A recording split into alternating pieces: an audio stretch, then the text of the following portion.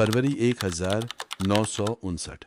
Soviet union के Ural पहाड़ों में बर्फ से ढकी एक पहाड़ी पर रात के अंधेरे में कुछ ऐसा हुआ जो आज 65 साल बाद भी दुनिया के सबसे होनहार वैज्ञानिक, जासूस और इतिहासकार नहीं समझ पाए। ये कहानी है 9 जिंदगियों की।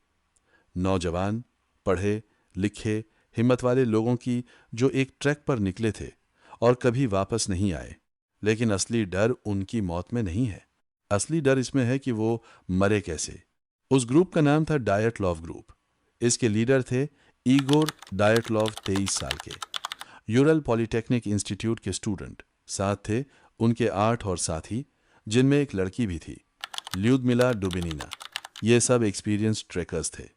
पहाड़ों पर चलना इनके लिए नया नहीं था। इन्होंने पहले भी कई कठिन एक्सपीडिशंस की थीं। यह ट्रैक था ओटोटन नाम की चोटी तक पहुंचना, जो सोवियत यूनियन की सबसे कठिन कैटेगरी 3 की ट्रैक मानी जाती थी। 28 जनवरी 1959 को वो निकले।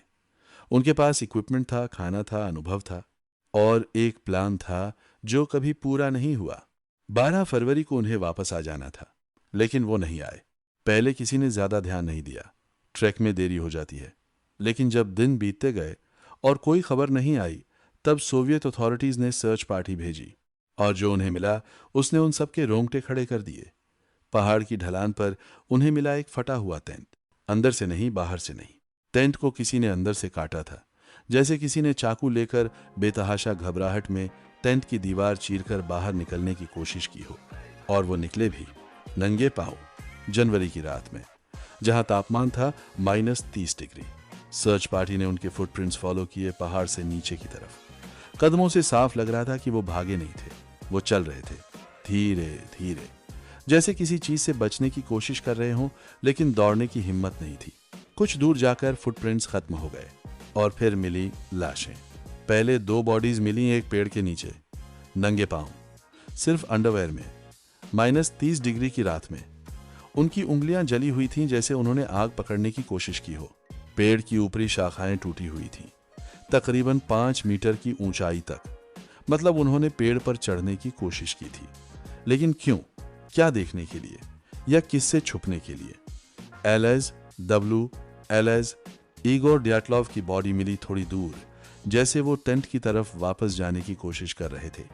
उनके चेहरे पर था सिर्फ एक भाव, जो इन्वेस्टिगेटर्स ने डिस्क्राइब किया, प्योर टेरर।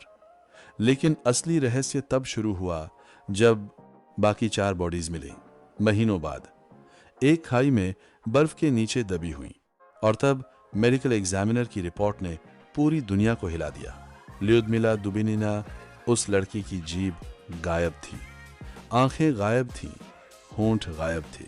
एक और बॉडी में पसलियां टूटी हुई थीं, इस तरह जैसे किसी गाड़ी ने टक्कर मारी हो, लेकिन बाहर से कोई चोट का निशान नहीं था। डॉक्टर्स ने कहा यह फोर्स इतनी थी जितनी एक कार एक्सीडेंट में होती है, लेकिन कोई बाहरी निशान नहीं। अंदर से टूटे थे वो। जांच शुरू हुई। सोवियत केजीबी ने फाइल्स सील कर दी। 30 साल तक यह केस क्लासिफाइड रहा। जब फाइल्स फाइनली खुली तो उनमें लिखा था सिर्फ इतना: मौत की वजह एक अननोन कंपेलिंग फोर्स। तब से दुनिया भर के एक्सपर्ट्स ने इस केस को सुलझाने की कोशिश की। किसी ने कहा अवलांच, लेकिन बर्फ का कोई निशान नहीं था। किसी ने कहा इंफ्रासाउंड।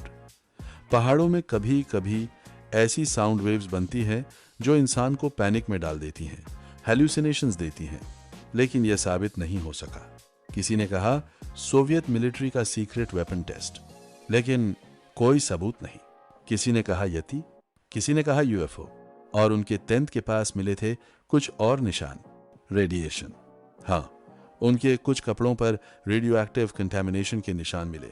किसी को नहीं पता कहां से आया। 2019 में रशिया ने ऑफिशियली इस केस को फिर से खोला। New investigation, new technology. उनका निष्कर्ष था एक असामान्य अवलांच। लेकिन साइंटिस्ट ने उस थियोरी को भी रिजेक्ट कर दिया, क्योंकि उस जगह की ज्योग्राफी में एवलांच पॉसिबल ही नहीं था। आज 2026 में भी दयातलोव पास का सच किसी को नहीं पता।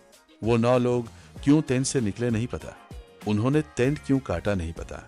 वो नंगे पांव -30 में क्यों गए नहीं पता। ल्यूदमिला की जीभ कहां गई नहीं पता। वो फोर्स क्या थी जिसने हड्डियां तोड़ दी नहीं पता। उस पहाड़ का नाम जहां ये सब हुआ, मानसी भाषा में उसे कहते हैं खोलत्स्याखन, जिसका मतलब है मुर्दों का पहाड़। और वो पहाड़ आज भी वहीं है, वैसा ही चुप, बर्फ में ढका, इंतजार करता हुआ।